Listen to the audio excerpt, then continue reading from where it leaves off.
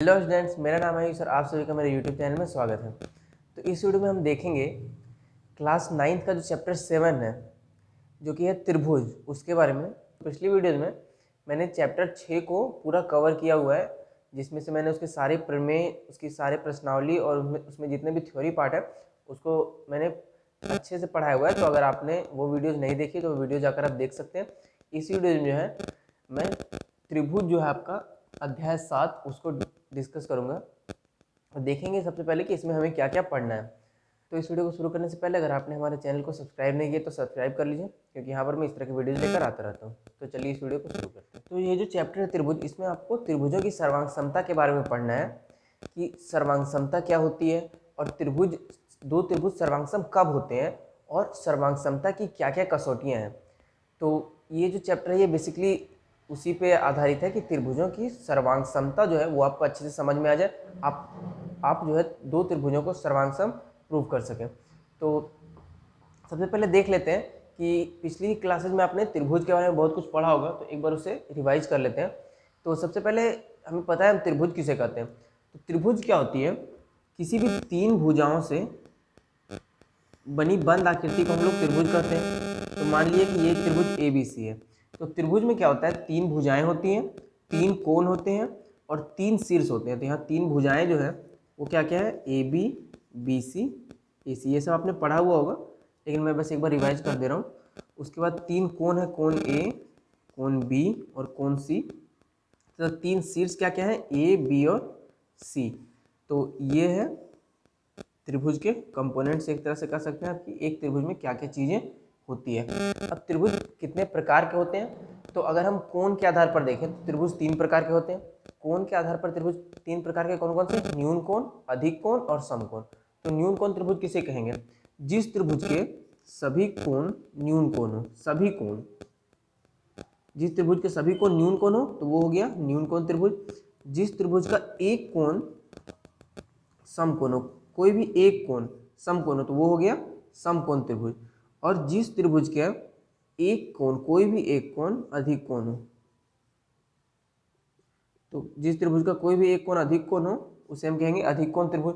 तो न्यून कोण किस क्या होता है? 0 से अधिक और 90 डिग्री से कम। तो 0 से 90 डिग्री तक को हम कहेंगे न्यून कोण।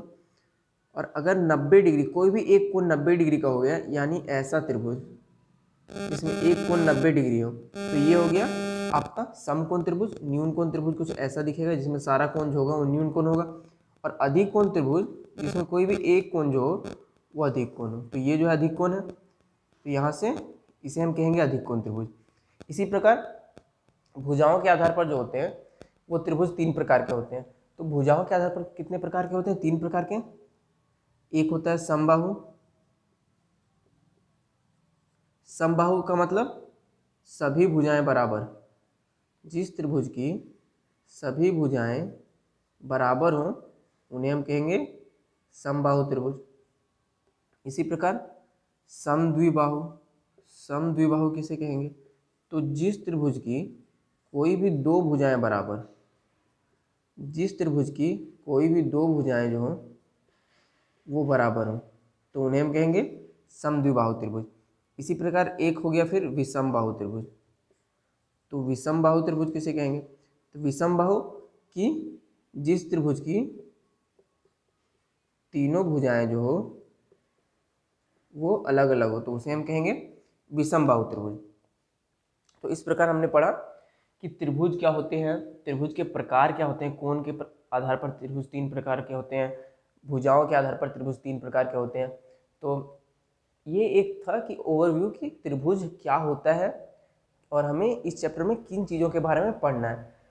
तो आइए अब देखते हैं कि समरूप आकृतियाँ किसे कहते हैं और त्रिभुजों की समरूपता की क्या क्या कसौटियाँ होती हैं। तो आइए अब देखते हैं कि सर्वांगसम आकृतियाँ किसे कहते हैं और त्रिभुजों की सर्वांग समता की क्या क्या कसौटियाँ होती हैं। तो आइए सबसे पहले देखते हैं सर्वांग समता क्या होती है। तो सर्वांग समता का क्या मतलब है? सर्वांग समता एक टर्म क्या है? तो सर्वांग समता का मतलब हुआ कि कोई भी आकृति जो हूबहू एक और आकृति की तरह दिखता हो। यानी कि मान लिए कोई एक वर्ग है, मान लिए कोई एक वर्ग है और कोई एक और हमने वर्ग बनाया, और ये दोनों वर्ग जो हैं या एक और हमने वर्ग बना लिया और ये दोनों वर्ग जो हैं दोनों भुजाएं 4 सेंटीमीटर हैं। तो क्या होगा कि अगर हम इस वर्ग को उठाकर इसके ऊपर रख देंगे तो ये इसे पूरी तरह से ढक लेगा। तो अगर ऐसा हुआ तो हम कहेंगे कि ये वर्ग और ये वर्ग जो है ये सर्वांगसम है।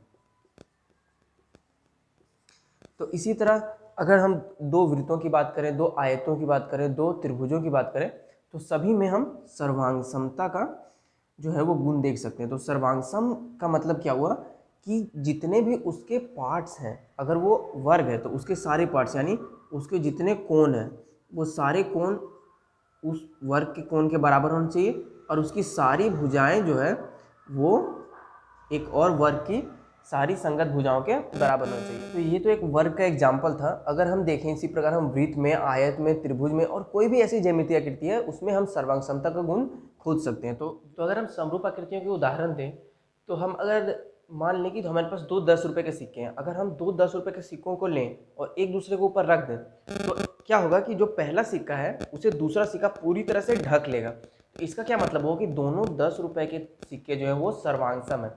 इसी प्रकार अगर हम एक ही कंपनी की बिस्किट का पैकेट खरीदते हैं तो उसका जो पहला बिस्कुट होता है वो दूसरे बिस्किट के बिल्कुल सर्वांगसम होता है। यानी अगर हम एक बिस्किट लें और एक और बिस्किट लें और उसके ऊपर रख दें तो दोनों जो आपके बिस्किट होंगे वो एकदम एक ही साइज के होंगे। तो उसे हम कहेंगे कि दोनों बिस्किट जो है वो सर्वांगसम है। तो इस तरह हमने ये जान लिया कि सर्वांगसम, आखिर सर्वांगसम ये टर्म क्या है, सर्वांगसमता हम किसे कहते हैं।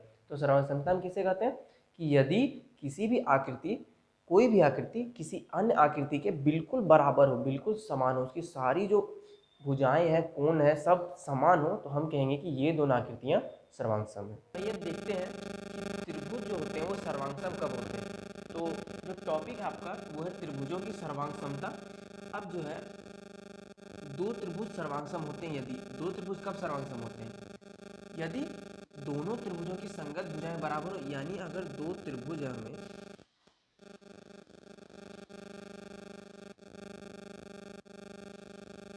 यदि हमारे पास दो त्रिभुज है, मान लिया दो त्रिभुज ए बी सी तथा पी क्यू आर, दो त्रिभुज है हमारे पास, तो ये दोनों सर्वांगसम कब होंगे। तो सर्वांगसम दोनों त्रिभुज कब होंगे, जब दोनों की संगत भुजाएं बराबर हो। यानी ए बी जो हो ये पी क्यू के बराबर हो, ए सी जो हो ये पी आर के बराबर हो तथा बी सी जो हो ये बराबर हो क्यू आर के। ये दोनों बराबर होने चाहिए, सारी भुजाएं बराबर होनी चाहिए तथा कोण ए जो होगा ये भी कोण पी के बराबर होगा, कोण बी जो होगा ये कोण क्यू के बराबर होगा और कोण सी जो होगा ये कोण आर के बराबर होगा। ये दोनों कंडीशन अगर फुलफिल हो रहे हैं तो इसका मतलब है कि त्रिभुज ए बी सी जो है ये सर्वांगसम है त्रिभुज पी क्यू आर की। तो ये है सर्वांगसम का नोटेशन। हम सर्वांगसम को ऐसे लिखते हैं। सर्वांगसम का मतलब जो है हम सर्वांगसम को ऐसे लिखते हैं। ये हमने देखा कि दो त्रिभुज सर्वांगसम कब होते हैं। दो त्रिभुज सर्वांगसम तब होते हैं जब उसकी सारी भुजाएं, सारी भुजाएं बराबर हों और सारे संगत कोण बराबर हों, तो हम कहेंगे कि दोनों त्रिभुज जो हैं वो सर्वांगसम है।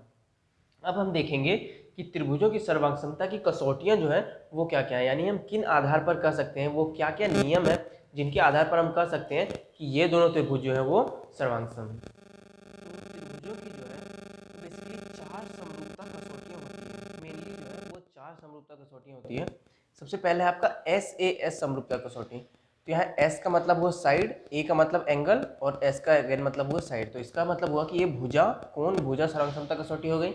ये हो गया आपका कोण, भुजा, कोण सर्वांगसमता कसौटी। भुजा भुजा भुजा यानी SSS सर्वांगसमता कसौटी। और एक RHS आपका समकोण, कर्ण, भुजा सर्वांगसमता कसौटी। तो ये जो है RHS ये आपका बस समकोण त्रिभुजों में एप्लीकेबल होता है। तो एक एक करके आइए देखते हैं सबको डिटेल में कि ये जो सारी कसौटियां हैं ये कहती क्या है। तो सबसे पहले हम देखेंगे, सबसे पहले हमारा SAS। तो SAS जो है आपका SAS यानी भुजा, कोण, भुजा। तो इसमें क्या होगी, जो किसी भी त्रिभुज, दो त्रिभुज है, मान लिया कि त्रिभुज ABC और PQR है, इसकी दो भुजाएं बराबर होंगी, यानी अगर हम ए बी और बी सी को मान रहे हैं, यानी कि अगर हम बोल रहे हैं कि ए बी जो है ये बराबर है पी क्यू के तथा बी सी जो है ये बराबर है क्यू आर के, तथा इन दोनों के बीच का कोण, यानी कि हम अगर ये भुजा इसके बराबर माने, ये भुजा इसके बराबर माने, तो ये जो कोण होगा ये आपका कोण बी जो होगा, कोण बी जो होगा ये कोण सी के बराबर होगा।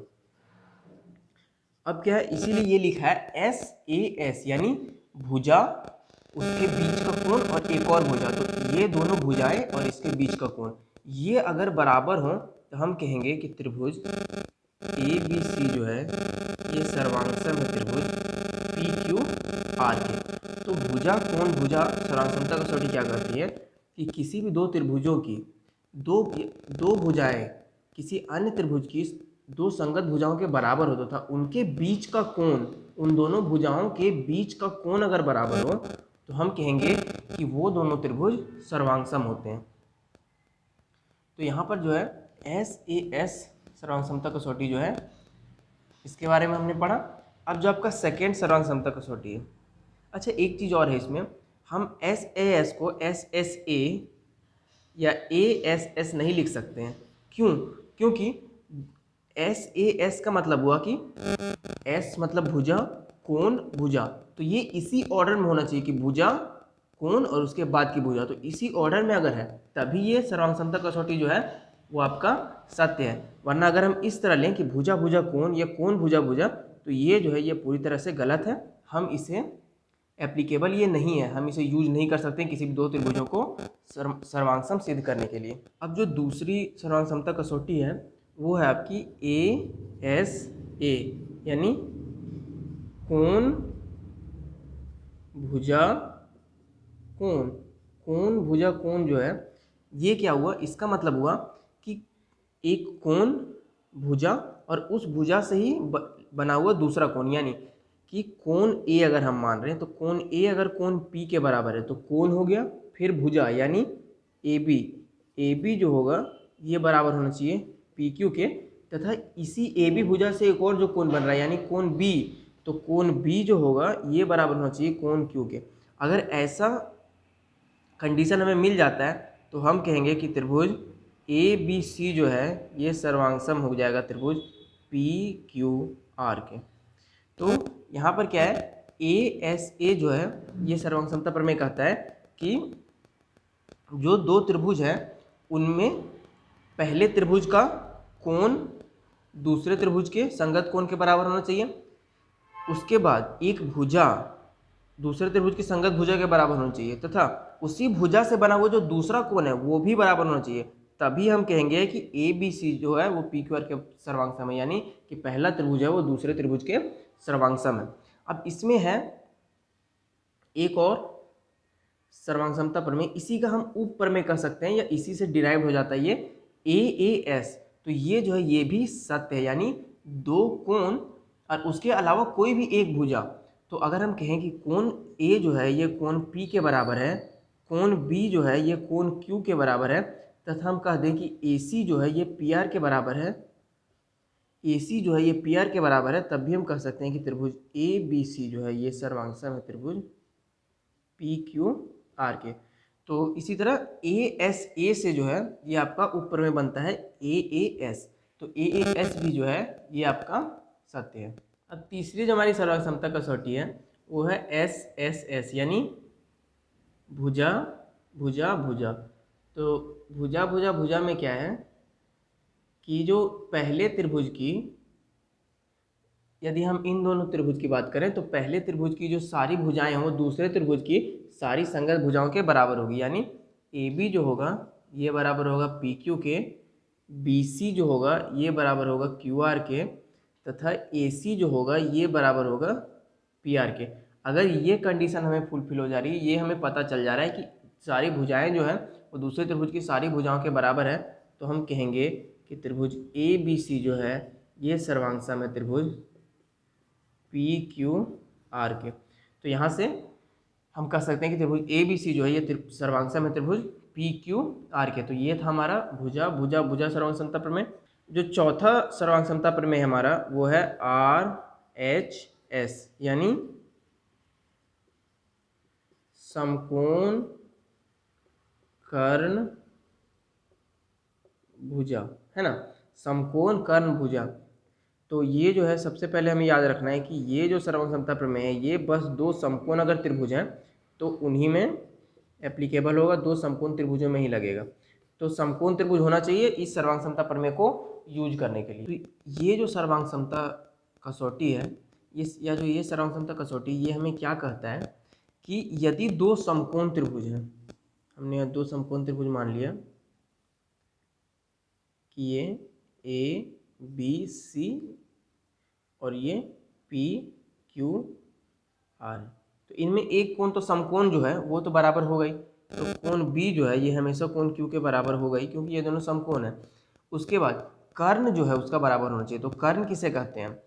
समकोण के सामने की भुजा को कर्ण कहते हैं। तो समकोण के सामने की भुजा ए सी जो है ये बराबर होना चाहिए पी आर के, कर्ण उसका बराबर होना चाहिए। और उसके बाद कोई भी एक भुजा, या तो उसका आधार या तो उसका लंब, एक चीज़ बराबर होना चाहिए।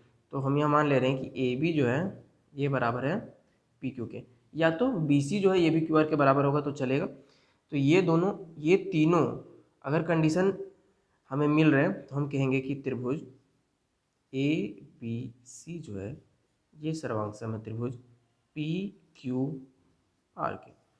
तो ऐसे में पता चल जाएगा कि दोनों त्रिभुज जो है वो सर्वांग सम है। तो जो मेजर 4 सर्वांग समता कसौटियाँ थी, SAS, ASA, SSS और RHS, इन चारों के बारे में मैंने बता दिया है।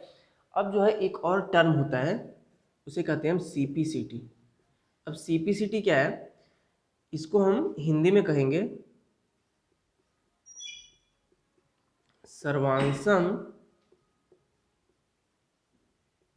त्रिभुज के संगत भाग। तो सर्वांगसम त्रिभुज के संगत भाग जो होते हैं वो बराबर होते हैं। तो इसका क्या मतलब हुआ कि अगर हम दो त्रिभुज ले लें ए बी सी और पी क्यू आर, और हम अगर सिद्ध कर दें कि त्रिभुज ए बी सी जो है ये सर्वांगसम है त्रिभुज पी क्यू आर के, तो हम CPCT से ये लिख सकते हैं, CPCT से हम ये लिख सकते हैं कि कोण ए जो है ये बराबर है कोण पी के, कोण बी जो है ये बराबर है कोण क्यू के, कोण सी जो है ये बराबर है कोण आर के, तथा ए बी जो है ये बराबर है पी क्यू के, ए सी जो है ये बराबर है क्यू आर के, तथा बी सी जो है ए सी जो है ये बराबर होगा पी आर के, तथा बी सी जो है ये बराबर होगा क्यू आर के। ये हम लिख सकते हैं CPCT से। तो अगर हम दो त्रिभुजों का सर्वांग प्रूव कर दें तो उसके संगत जितने भी भाग हैं वो हम कह सकते हैं कि बराबर होंगे। इन सब के बारे में मैंने डिटेल से बता दिया है। अगर आपको इसमें कहीं डाउट होता है तो आप मुझे कमेंट करके पूछ सकते हैं, मैं कोशिश करूंगा कि मैं आपको डाउट को सॉल्व कर सकूं। तो फिलहाल इस वीडियो में इतना ही। अगर आपको वीडियो अच्छी लगी तो वीडियो को लाइक करें, शेयर करें, हमारे यूट्यूब चैनल को सब्सक्राइब करें। मैं मिलता हूं आपको नेक्स्ट वीडियो में, तब तक के लिए बाय।